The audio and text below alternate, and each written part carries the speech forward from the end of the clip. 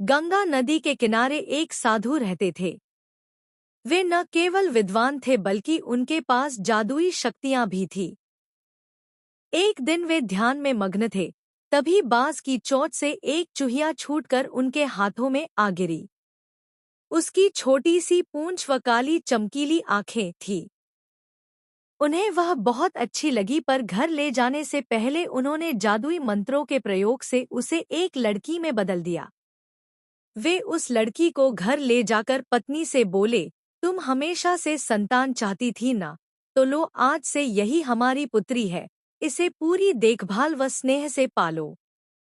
साधु की पत्नी भी अपनी पुत्री को देख प्रसन्न हो उठी। वह उसे राजकुमारी की तरह पालने लगी। साल बीतते गए, नन्ही लड़की एक सुंदर युवती बन गई। जब वह 18 वर्ष की हुई, तो साधु व उसकी पत्नी उसके लिए वर तलाशने लगे। साधु ने कहा, मेरी बिटिया का विवाह ऐसे व्यक्ति से होना चाहिए जो सबसे बड़ा हो। मेरे हिसाब से सूर्य ठीक रहेगा। पत्नी ने भी हामी भरी। उन्होंने जादुई मंत्रों के प्रयोग से सूर्य को नीचे बुला लिया। उन्होंने उसे अपनी पुत्री से विवाह करने को कहा, पर पुत्री ने पहले ही न कर दी। वह बोली, पिताजी, यह तो बहुत गर्म है। मैं उससे विवाह करूंगी जो इससे भी बेहतर हो। साधु निराश हो गए। उन्होंने सूर्य से कहा कि वे ही कोई वर सुझाए। सूर्य ने कहा, बादलों के देवता से बड़ा कौन होगा, उनमें तो मेरी किरणों को भी रोकने की शक्ति है। साधु ने बादलों को नीचे बुलाया व अपनी पुत्री से विवाह करने को कहा, पर इस बार फिर पुत्री ने मना कर दिया व बोली, ये तो कितना बदसूरत है, मैं इससे विवाह नहीं कर सकती। साधु ने बादल देवता से कहा कि वही कोई अच्छा वर सुझा दें। वे बोले, पवन देवता ठीक रहेंगे, वे तो मुझे भी अपने फूंक से उड़ा देते हैं। साधु ने पवन देवता को बुलाकर अपनी पुत्री से विवाह करने को कहा। पुत्री ने फिर इनकार कर दिया व बोली, मैं इससे शादी नहीं करूंगी। ये तो कहीं टिकते नहीं, हमेशा यहाँ वहाँ भागते रहते हैं।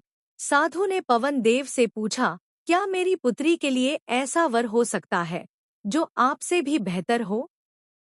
पवन देव ने कहा कि पर्वत देव मजबूत व ऊंचे हैं, वे मेरा भी रास्ता रोक देते हैं।